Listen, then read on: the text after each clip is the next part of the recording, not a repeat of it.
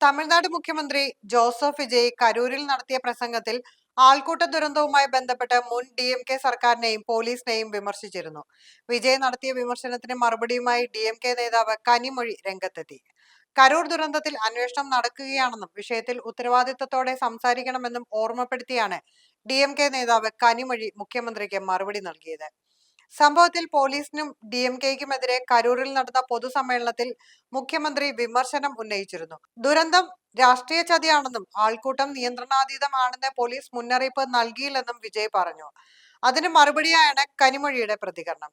എല്ലാവരും ഉത്തരവാദിത്ത ബോധത്തോടെ മനസ്സിലാക്കുകയും പ്രവർത്തിക്കുകയും വേണം. വിഷയം നിലവിൽ അന്വേഷണത്തിലാണ്. ഇതിനെക്കുറിച്ച് അഭിപ്രായം പറയുന്നതിൽ നിന്ന് വിട്ടുനിൽക്കുകയാണ് ഉചിതമെന്നും അവർ പറഞ്ഞു. പ്രതിസന്ധി സമയത്ത് അവരെ സഹായിച്ചത് ആരാണെന്ന് ആളുകൾക്ക് അറിയാമെന്നും അതിനാൽ ഈ വിഷയത്തിൽ കൂടുതൽ അഭിപ്രായം പറയാൻ ആഗ്രഹിക്കുന്നില്ലെന്നും പറഞ്ഞ കനിമൊഴി, കരൂർ അന്വേഷണം അതിന്റെ വഴിക്ക് പോകാൻ അനുവദിക്കണമെന്നും അതിനെക്കുറിച്ച് അഭിപ്രായം പറയുന്നതിൽ നിന്ന് വിട്ടുനിൽക്കുന്നതാണ് ഉചിതമെന്നും വ്യക്തമാക്കി. കരൂരിലെ ദാരുണ സംഭവം പോലീസിന്റെ നിഷ്ക്രിയത്വം മൂലം ഉണ്ടായതാണെന്നാണ് വിജയ് പറഞ്ഞത്. പെരുമ്പല്ലൂരിൽ താൻ എത്തിയപ്പോൾ ജനങ്ങൾ കൂടുതലുണ്ടെന്ന് പോലീസ് തനിക്ക് മുന്നറിയിപ്പ് നൽകിയിരുന്നു. അതിനാൽ തനിക്ക് സ്ഥിതി മനസ്സിലാക്കി തീരുമാനം എടുക്കാൻ സാധിച്ചു.